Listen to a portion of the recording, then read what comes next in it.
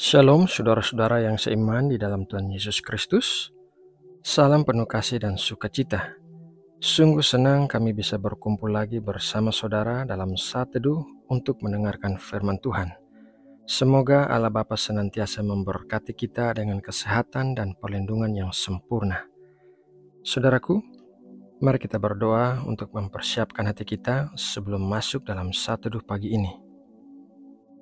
Aba Bapa, Allah yang kami sembah di dalam nama Tuhan Yesus Kristus, di pagi hari yang indah ini, kembali kami datang di hadapan-Mu dengan kerendahan hati dan rasa syukur atas segala sesuatu yang baik yang telah kami terima dari-Mu. Bapa, saat ini mungkin ada di antara saudara-saudara kami yang sedang sakit. Kami berdoa kiranya Engkau menjamah dan menyembuhkan setiap orang yang sakit dan memberikan pemulihan pada setiap bagian tubuh yang sakit. Berikanlah juga kekuatan yang baru untuk menggantikan tubuh yang lemah. Terima kasih Bapa. Kami berdoa juga memohon pertolongan dan jalan keluar bagi saudara-saudara kami yang sedang mengalami masalah-masalah di dalam hidup mereka. Berikanlah juga penghiburan bagi yang sedang berduka cita, dan kuatkanlah setiap orang yang sedang merasa lemah dan putus asa. Bapa, Engkaulah sumber kekuatan dan pertolongan kami. Terima kasih ya Bapa. Sekarang tiba waktunya untuk kami masuk dalam satu teduh dan merenungkan firman-Mu. Berikanlah kami hati yang bisa mengerti akan kebenaran firman-Mu yang kami dengarkan, dan berkatilah kami untuk menjadi pelaku-pelaku firman dan bukan hanya mendengar untuk kemudian melupakannya. Terima kasih ya Bapa. Dalam nama Tuhan Yesus Kristus, kami berdoa dan mengucap syukur. Amin. Saudara yang terkasih di dalam Tuhan Yesus Kristus, bagi saya secara pribadi, membaca kitab Ayub adalah membaca sebuah kisah yang paling menyedihkan yang pernah dialami oleh manusia. Apabila kita berada dalam posisi Ayub, tidak terbayangkan betapa berat penderitaan yang dialaminya, di mana dalam waktu satu hari ia kehilangan segalanya, termasuk anak-anaknya dan hartanya. Seakan-akan hal itu belum cukup, ia juga mengalami masalah dalam kesehatannya.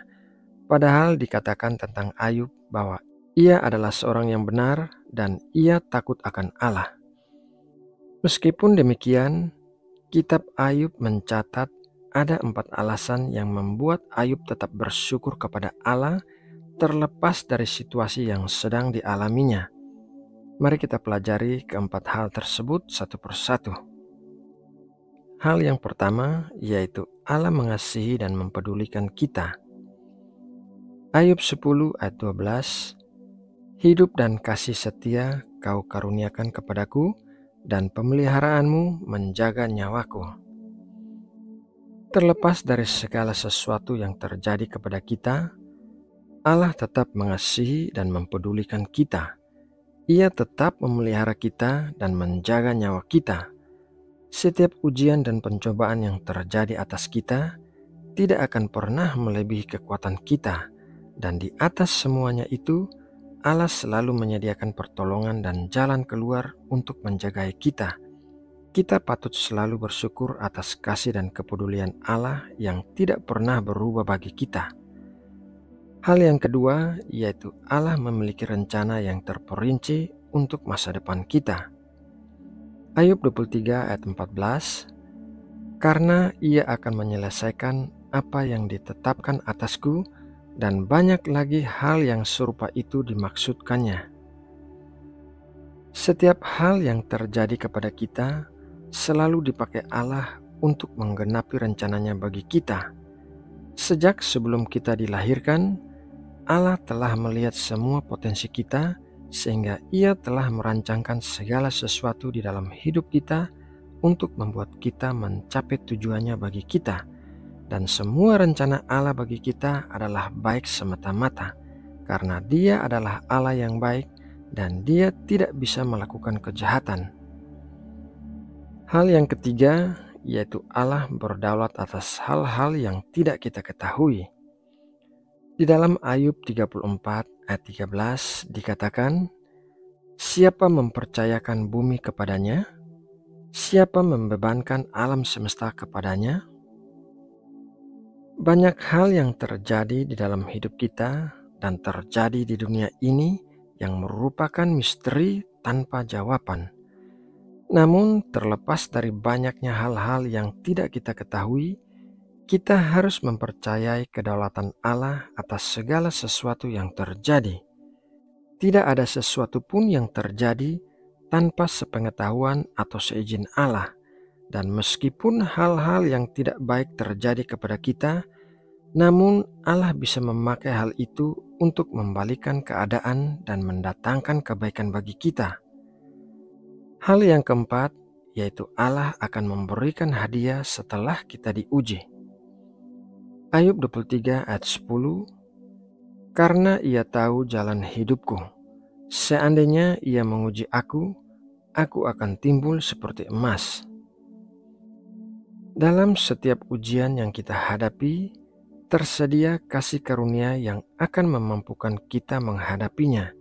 Dan setelah kita selesai menghadapi ujian-ujian tersebut, kita akan mencapai tujuan terjadinya ujian tersebut, yaitu untuk mengajarkan dan membentuk karakter kita, dan yang pada akhirnya akan memberikan keuntungan bagi kita. Saudara yang terkasih di dalam Tuhan Yesus Kristus, Ayub mengalami kejadian-kejadian yang sangat berat di dalam hidupnya. Namun, terlepas dari semua itu, ia masih bisa menemukan alasan untuk bersyukur kepada Allah. Melalui renungan firman Tuhan pagi ini, marilah kita belajar dari teladan Ayub untuk bisa mengucap syukur dalam segala hal yang terjadi di dalam hidup kita.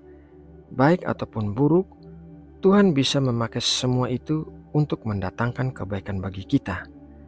Nah, saudaraku, demikianlah renungan firman Tuhan pagi ini.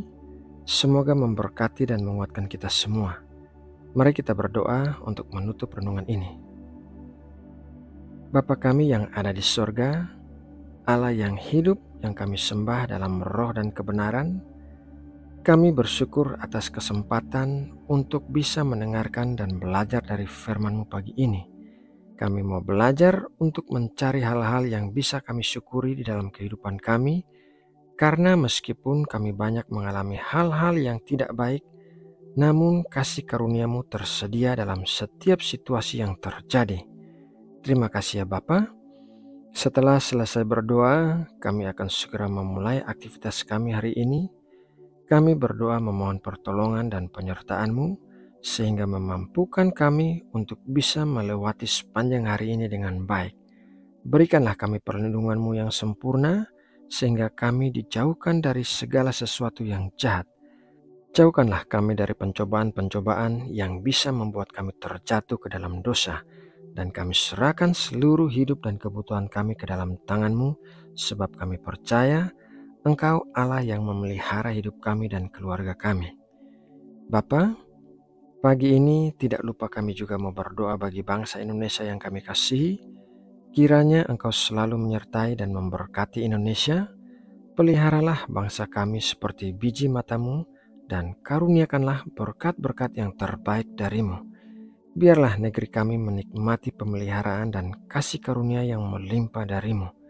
Berkatilah juga para pemimpin Indonesia agar dapat memimpin negeri ini di dalam kejujuran dan rasa takut akan Engkau. Pakailah Indonesia untuk memancarkan terang-Mu bagi bangsa-bangsa di dunia. Terima kasih ya Bapa. Dalam nama Tuhan Yesus Kristus, kami berdoa dan mengucap syukur. Amin.